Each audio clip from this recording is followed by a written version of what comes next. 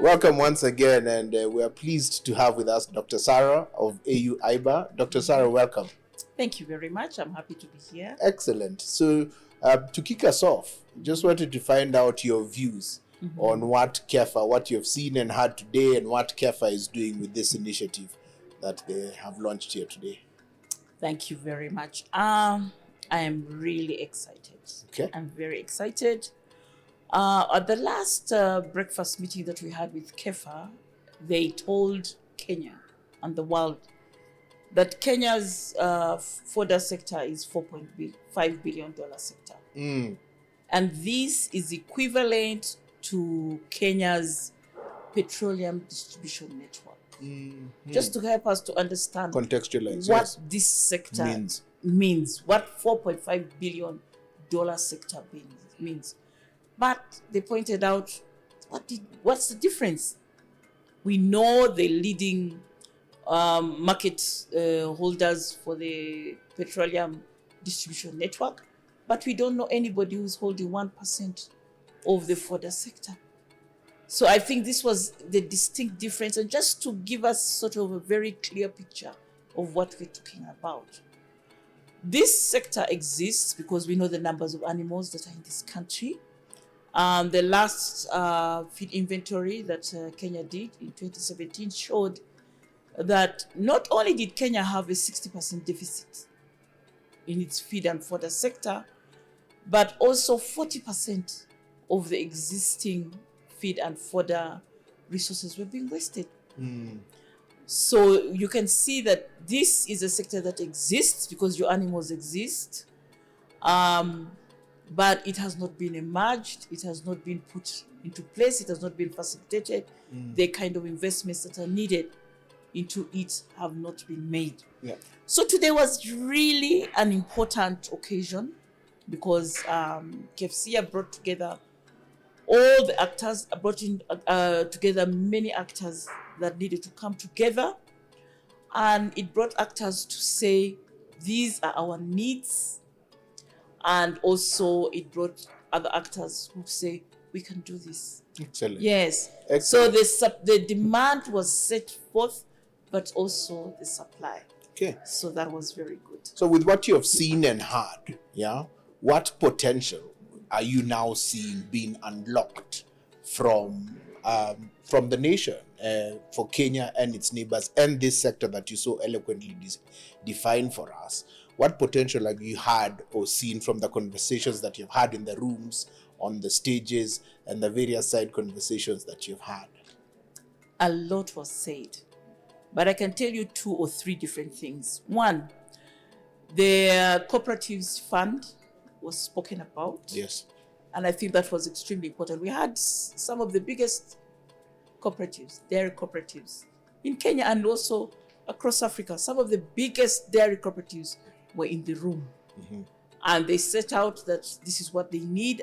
But I think the most important thing they said, that for them, the model that they're using for the cooperative funds is something that they can support.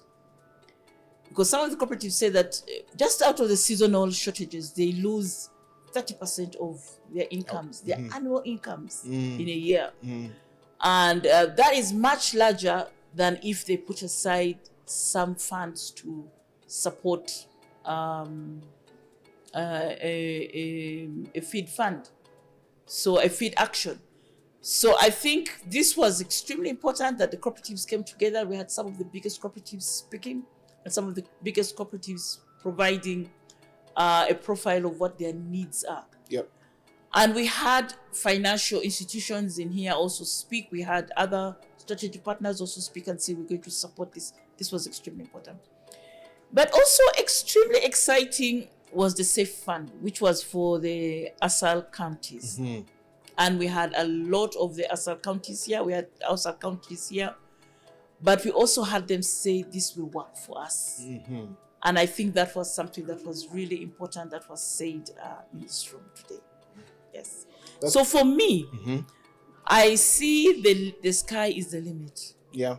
You can use this to only address the shortages around drought, or you can go all the way to emerge actually robust livestock economies in the ASAL counties. I think one of the messages that was repeated was that this is transformative. This is a new era. This is a turning point for Kenya's livestock sector, because the majority of ruminant animals are actually in the ASAL ASALs. areas. Yes. Yes. So this is a turning point, and it will not only take the ASALs from addressing drought issues, but it will take them to address the issue of emerging a robust and sustainable economy. And for us, this is also a bedrock for jobs, for youth jobs. Yes. Because I think this is important. Yes. Yes, because our demographics are changing, and now our biggest demographic is our youth. We need youth jobs. We need gainful jobs for our youth. So this really unlocks a lot, just addressing that. But of course, and this is one of the things that is, for me, is really central to all of this, is that within the Kenya's constitution, it says that you should have sufficient food and also of sufficient quality. And I think one of the most important things is sufficient protein, because all of our children, for example, between from birth to 5 years, that's a very important stage where you have cognitive development. Yes. And we know about 11% or so of Kenya's children are stunted.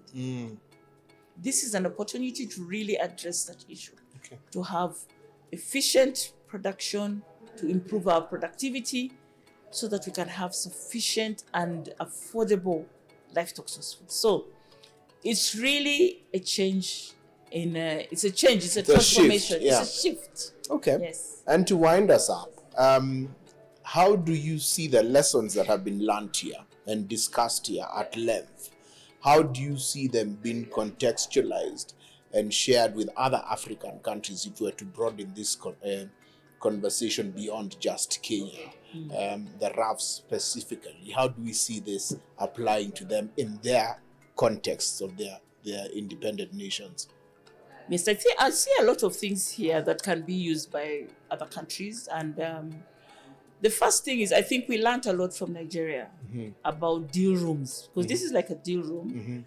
And we tend to do deal rooms and business to business meetings. We tend to try and do them on the spot. No, I think we need to think about what models work. And we need to do our background work. Yes. In order to have a successful investment meeting or a successful investment event.